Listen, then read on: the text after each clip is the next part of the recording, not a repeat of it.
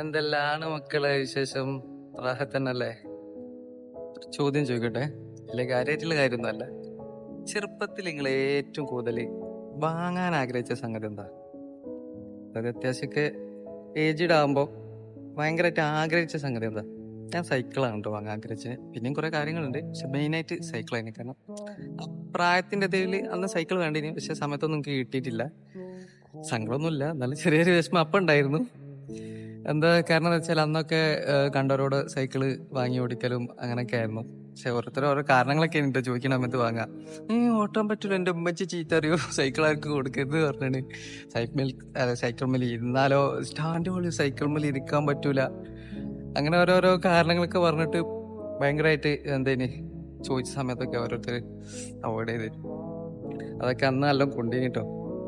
പിന്നെ പിന്നെ അറിയാലോ, പിന്നെ ഒക്കെ പോയി.